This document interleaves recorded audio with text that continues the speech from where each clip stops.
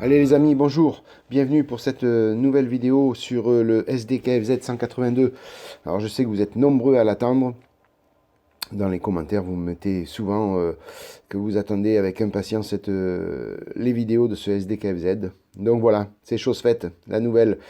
Donc là, je vous montre un petit peu où j'en suis, parce que ça fait pas mal de temps que j'ai posté de vidéos sur ce blindé.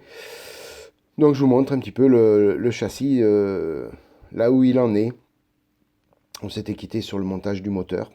Et là, aujourd'hui, donc, on va s'occuper de continuer à agrémenter l'intérieur de ce châssis avec des pleins. Là, il n'y a pas beaucoup de pièces à coller, hein, il va y en avoir que deux. Alors, auparavant, j'ai collé toutes ces petites pièces là que je vous montre sur.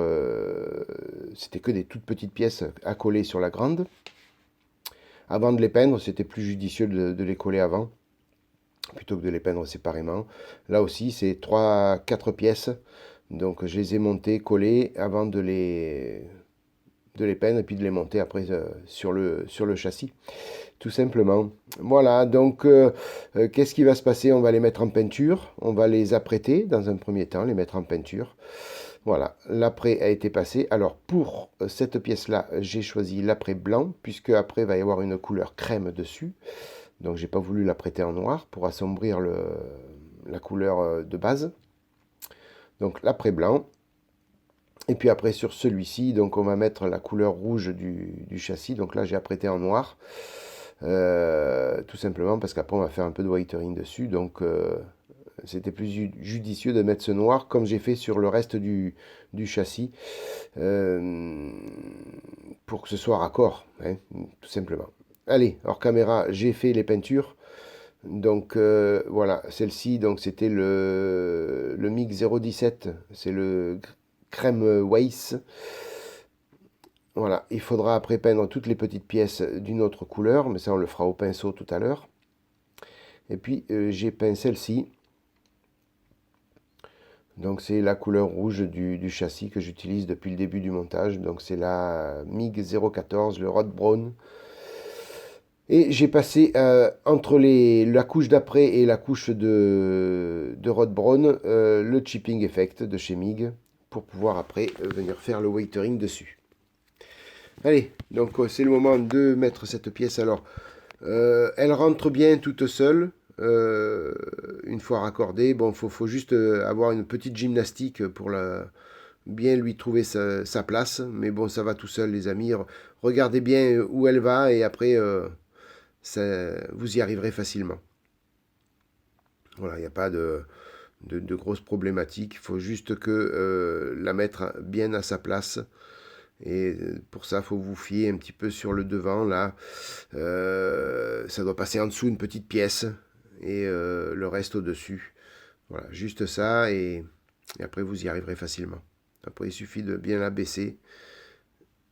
Vous avez 4 pipions sur le bas à bien enclencher, et puis après vous pouvez poser la colle.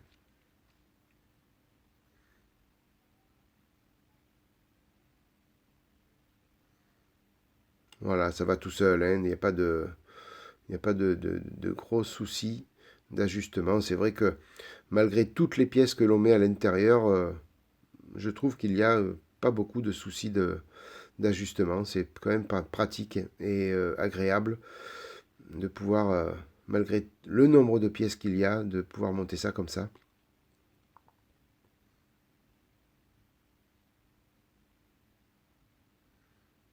Par contre, c'est vrai que ça prend beaucoup plus de temps qu'un blindé traditionnel qui est vide complètement, où on assemble tout d'un coup et après on fait les peintures et le whitering. Là, c'est un petit peu plus long. C'est un peu le challenge de ce SDKFZ.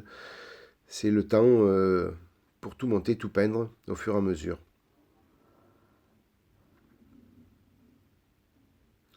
Alors, c'est aussi la première vidéo que je filme et que je tourne après mon petit voyage à Londres. Donc, je vous remercie beaucoup pour tous vos messages vous m'avez souhaité de bonnes vacances. Mais écoutez, ça a été super. Alors, je conseille à tout le monde, tous ceux qui ne connaissent pas Londres, allez-y. C'est une ville très, très, très jolie.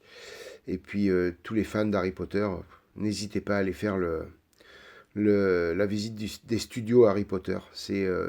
Ça vaut vraiment, vraiment le coup. Voilà, j'ai passé 5 jours là-bas et je me suis régalé. Allez, on repasse un petit peu à nos affaires de maquette. On arrête de parler de vacances, hein. J'ai repris le boulot, donc là, il n'y a plus de vacances qui suit. Malheureusement, jusqu'à cet été, j'ai plus de congés. Donc, je suis tout à vous pour faire des vidéos. Donc là, je prends toujours mon vieux pot de colle. Eh oui, je vais le finir. Bon, je vais finir par le verser dans le nouveau, hein. Mais voilà, je veux à tout prix le finir. Donc, je le titille toujours. Alors, ce qui est bien, c'est que ça me met très peu de colle sur le pinceau. Donc, automatiquement, je risque pas de faire de boulettes. Ça met juste ce qu'il faut de colle.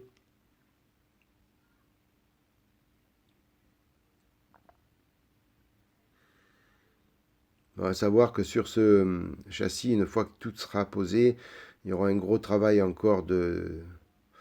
Il faudra un petit peu salir, il faudra revernir tout ça, poser les décalques, après revernir en mat une fois tout sali. Donc il va y avoir pas mal de boulot encore dessus, hein, puisqu'il y a toutes les munitions à coller, à peindre.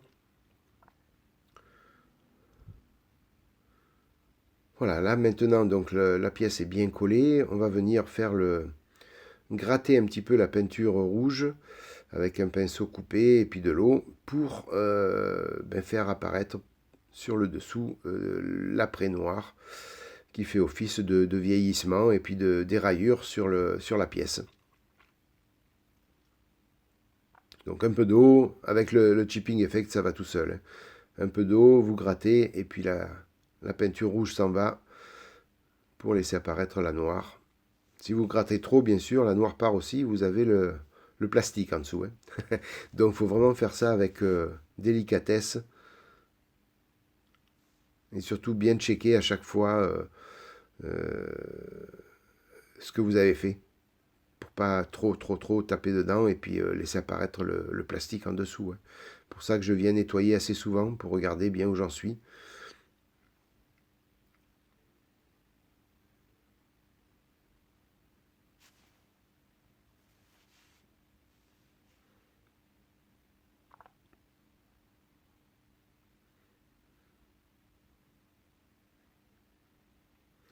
Alors bien sûr, après, là pour l'instant, il y a toujours un peu de brillant sur les pièces, un peu de mat sur les pièces. Quand tout sera uniformisé par le vernis mat, ça, on verra tous les détails ressurgir et ça fera beaucoup plus uniforme et joli, ça c'est sûr.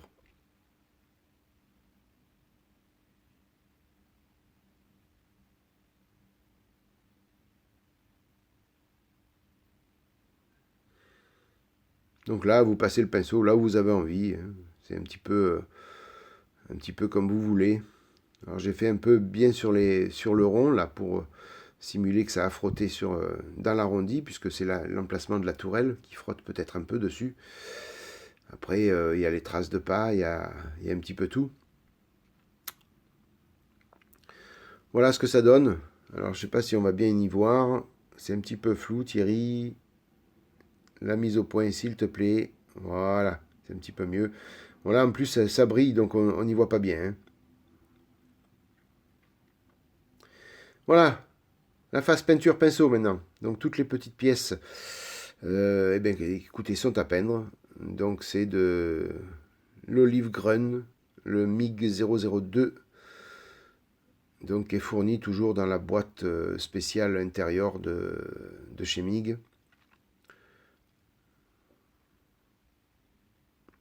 Voilà, donc tout simplement au pinceau, hein, ça va tout seul. Alors c'est une peinture qui est un petit peu pénible à travailler. J'ai voulu la diluer un petit peu avec de l'eau pour pouvoir faire des couches fines. Et écoutez, elle tient pas sur la sur le... Voilà. Elle se rétracte sur le... Alors il aurait peut-être fallu faire un vernis très mat, rugueux, pour que la peinture accroche, peut-être. En attendant, j'ai été obligé de reprendre de la peinture pure et faire deux couches dessus, parce que sinon, ça ne le faisait pas. Donc là, je fais la première couche. Et après, bon, le dessus de ces petites pièces sera peint en noir, tout simplement.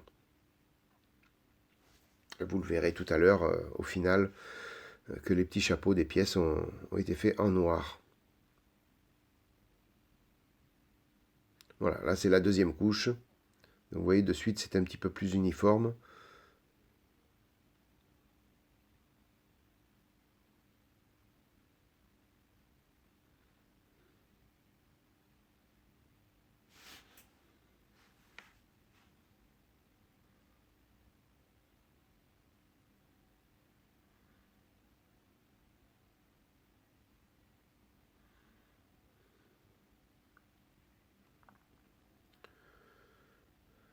Voilà, maintenant on va venir peindre quelques petites pièces à l'intérieur du châssis qui sont à peindre. Alors je vais vous mettre ça en médaillon.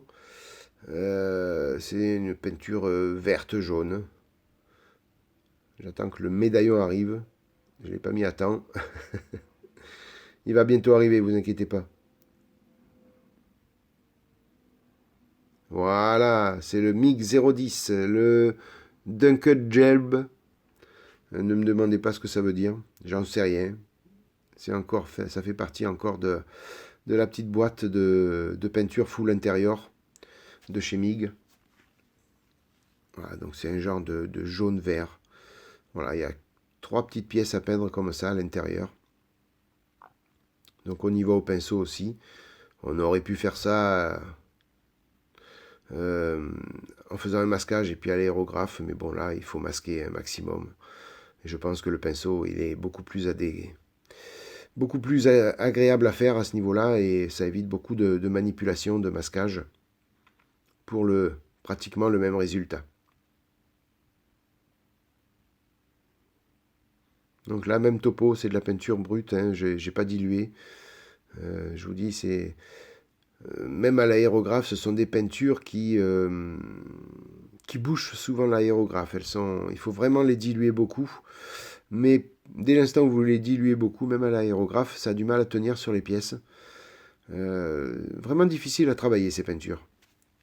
Alors, je ne sais pas si c'est toutes les MIG comme ça, mais elles sont quand même difficiles à travailler. Bon, on y arrive, hein, c'est pas un souci, mais voilà, c'est un petit peu chiant.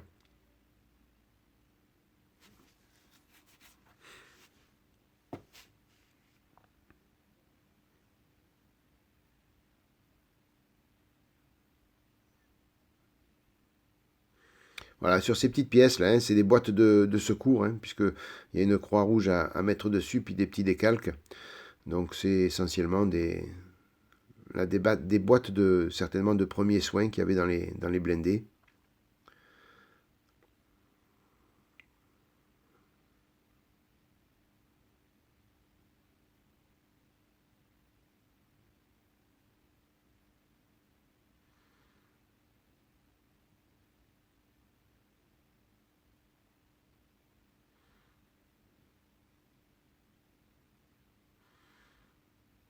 Voilà, donc en y allant doucement, bien écoutez, on arrive à faire quelque chose de propre. Hein.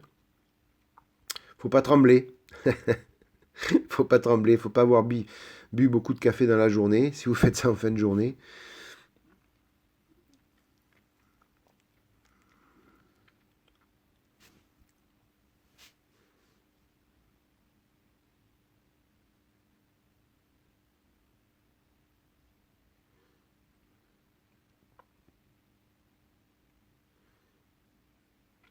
Là, vous voyez, ça va nécessiter une deuxième couche quand même. Voilà, la deuxième couche est passée. Je vous ai évité ça en vidéo, donc là c'est terminé. Donc il ne restera plus qu'à mettre les décalques dessus, revernir et puis venir un petit peu vieillir ces boîtes aussi, hein, puisqu'il faudra les érailler un petit peu. Et puis là j'ai donné avec la même couleur là 4 petits pots là qu'il y avait sur cette pièce là pour donner un petit peu plus de gaieté. Puisque sur certaines photos on voit même de la couleur bleu ciel sur ces pièces. Donc je me suis dit allez on va sur certaines photos, c'est tout uniforme, donc j'ai dit on va mettre un petit peu de couleur, même si ça correspond pas à la réalité, c'est pas grave. Au moins ça fera un petit peu plus joli.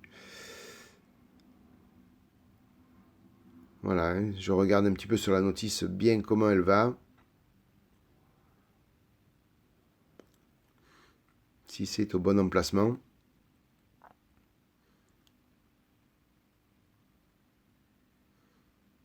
Et puis on va venir coller tout ça.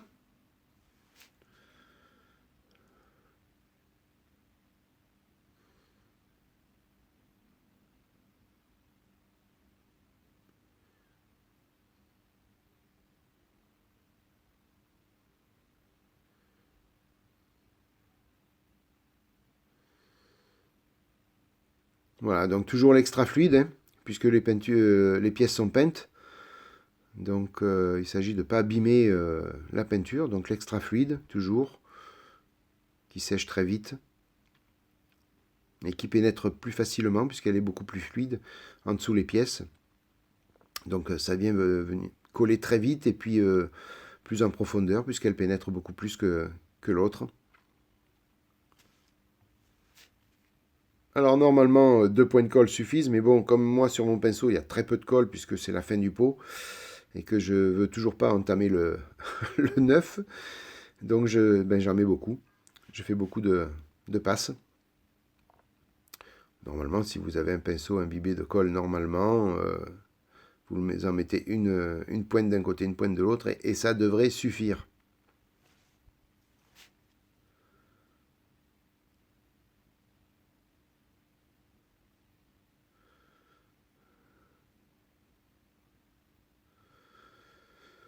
Voilà, après, ben, écoutez, ça sera terminé pour cette vidéo. Alors, qu'est-ce qu'il nous reste à faire sur ce châssis? Ben, toutes les munitions. Et là, il y a une grosse partie de peinture et de masquage, parce que il y a plusieurs couleurs sur ces munitions, et c'est que d'un seul bloc. Donc là, il va falloir jouer un petit peu du mascol, j'ai l'impression, parce que j'ai un petit peu étudié, et hormis ça, pour masquer à la bande cache, ça va être un petit peu problématique. Donc là, c'est surtout le mascol qui va faire office. Voilà, donc je vous montre ce que ça donne, hein, les petites pièces, vous voyez, avec les décalques à poser, là, hein, que je vous ai parlé tout à l'heure. Voilà, donc on va venir poser ça et puis vernir après par derrière. Voilà les amis, eh bien écoutez, merci d'être passé par là, hein. C'est sympa d'avoir visionné cette vidéo, j'espère qu'elle vous a plu. N'hésitez pas à la liker si vous avez aimé. Et puis, comme d'habitude, hein, vous êtes magnifiques, je vous remercie de votre fidélité, vous êtes toujours là, tous au rendez-vous, et ça me fait super, super, super plaisir. Les amis, passez une bonne matinée, une bonne soirée, une bonne journée, et puis je vous dis à bientôt pour la suite des aventures du SDKFZ 182 King Tiger. A plus les amis, ciao.